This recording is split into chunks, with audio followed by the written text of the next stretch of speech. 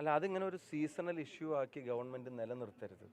പഠിക്കാൻ ജയിച്ചു കഴിഞ്ഞാൽ പഠിക്കാനുള്ള അവസരത്തിന് വേണ്ടി പിന്നെ ജയിച്ചവരും പിന്നെ ആളുകളും എല്ലാ വർഷവും പോരാടേണ്ടി വരുന്ന ഒരു സാഹചര്യം അത് ശരിയല്ല. ക്ലാസ്സിലെ കുട്ടികളുടെ എണ്ണം ഇങ്ങനെ കൂട്ടി കൊണ്ടുപോയിട്ട് ഇതിനൊരു പരിഹാരം ഉണ്ടാക്കാൻ കഴിയില്ല. അഡീഷണൽ ബാച്ചുകൾ എന്നുള്ളത് ഒരു യാഥാർത്ഥ്യമാണ്.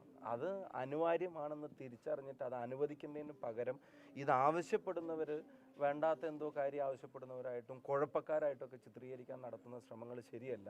അത് കഷ്ടപ്പെട്ട് അധ്വാനിച്ച് പഠിച്ചു വരുന്ന കുട്ടികളോട് ചെയ്യുന്ന വലിയൊരു അനീതി അക്രമമാണ്. അത് ഗവൺമെൻറ്റിൻ്റെ ആ സ്റ്റാൻഡ് ഒട്ടും ശരിയല്ല.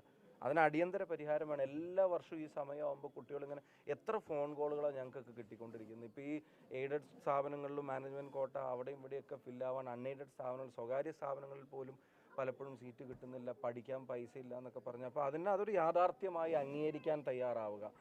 നല്ല മാർക്ക് വാങ്ങി പാസ്സായവർക്ക് പോലും അഡ്മിഷൻ കിട്ടാൻ പ്രയാസമാണെന്നുള്ളത് യാഥാർത്ഥ്യമാണ്, അംഗീകരിക്കാൻ തയ്യാറാവുക.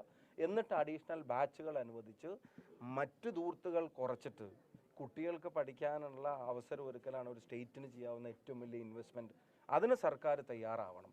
അതാവശ്യപ്പെടുന്നവരെ കുഴപ്പക്കാരായി ചിത്രീകരിക്കുകയും അവരെ തുറങ്കലടച്ചതുകൊണ്ടും ഈ ആവശ്യത്തിൻ്റെ ജെനുവിനിറ്റി ഇല്ലാതാവുന്നില്ല.